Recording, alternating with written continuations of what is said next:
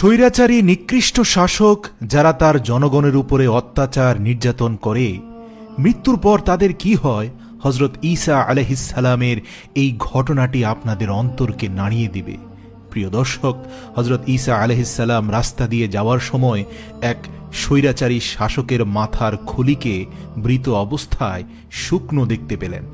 অতঃপর তার সঙ্গীরা হযরত ঈসা আলাইহিস সালামকে অনুরোধ করলেন, ইয়া ঈসা রূহুল্লাহ, আল্লাহ রব্বুল আলামিনের হুকুমে আপনি এই মৃত মাথাকে জীবিত করে তুলুন আর তাকে জিজ্ঞেস করুন তার হাল হাকিকত।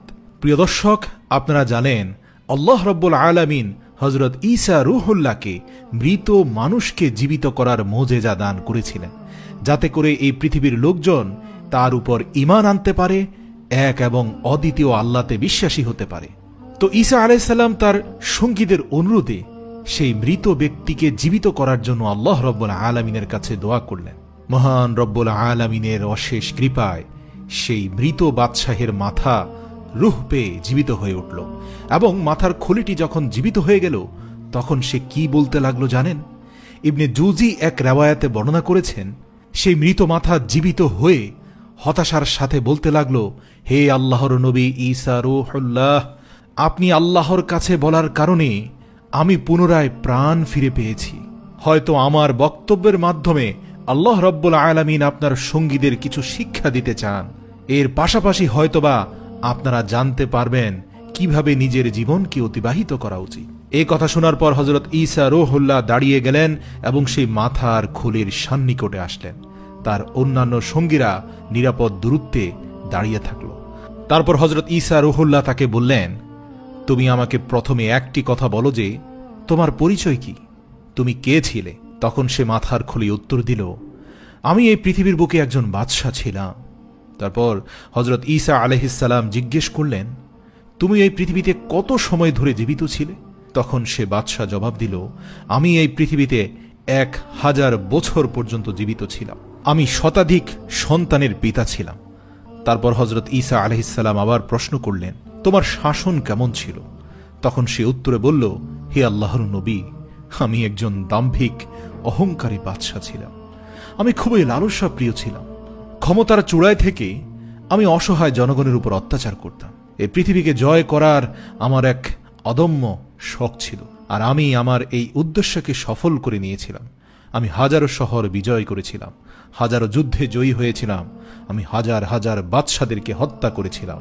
কিন্তু শেষ পর্যন্ত আমার দুয়ারেও মৃত্যু এসে পৌঁছে গিয়েছিল। আমার কাছে এই পৃথিবী থেকে নিয়ে যাওয়ার মতো কোনো কিছুই ছিল না। আমি যা কিছু বিজয় অর্জন করেছিলাম তা এই পৃথিবীতেই থেকে গেল, আর আমি শূন্য হাতে পৃথিবী থেকে বিদায় নিলাম। এই 1000 বছরের জীবন আমার কোনো কাজে আসেনি, আর আমি এটি জানতে পেরেছিলাম যে তাকওয়ার থেকে বড় আর কিছুই নেই, আর লালসার মাধ্যমে শুধুমাত্র বরবাদি হতে হয়। আর আল্লাহ তাআলার তাকদীরের উপর রাজি হওয়াই হলো সবচেয়ে বড় সম্মান, যদিও আল্লাহ তাআলা প্রত্যেককেই তার চেষ্টা অনুযায়ী ফল দান করেন, সেটা সেই ব্যক্তি যে কোনো উদ্দেশ্যেই করে থাকুক না কেন। আমি এই পৃথিবীকে বিজয় করার জন্য সম্পূর্ণ জীবন চেষ্টা করেছিলাম, ব্যয় করেছিলাম আমার জীবনকে শুধু পৃথিবী হাসিলের জন্য, আর আল্লাহ রাব্বুল আলামিন আমার এই নিয়ত পূর্ণ করেছিলেন, আমি তা হাসিলও করেছিলাম। কিন্তু শেষ পর্যন্ত এই সফলতার লোভ লালসাতে পড়ে এই দুনিয়াতে আসার উদ্দেশ্যকেই আমি ভুলে গিয়েছিলাম। আর তারপর সে মাথার খুলি চুপ হয়ে গেল। ঈসা আলাইহিস সালাম এবং তার সাথীগণ এই কথাগুলো শুনে খুবই গভীর চিন্তায় মগ্ন হয়ে গেলেন, আর তারা বুঝতে পারল চিরন্তন সত্য হচ্ছে এই পৃথিবীতে হৃদয় লাগানোর কোনো দরকার নেই। এটি ক্ষণস্থায়ী দুনিয়া, এখানে যে জন্মগ্রহণ করেছে তার মৃত্যুবরণ অবধারিত। অযথা জীবনকে কেন এই পৃথিবীর লোভ লালসায় আমরা আবদ্ধ করে ফেলব? কিন্তু আফসোসের বিষয় হচ্ছে আমরা আমাদের পৃথিবীতে আসার উদ্দেশ্যকেই ভুলে যাই। শুধুমাত্র এই পৃথিবীর রং রঙিন এর নেশায় পড়ে যাওয়ার কারণে আমরা এই পৃথিবীতে এসে পৃথিবীরই হয়ে যাই, যেখানে আমাদের সবাইকে এটি মনে রাখা প্রয়োজন যে আজকে না হয় কালকে আমাদেরকে অবশ্যই মরতে হবে।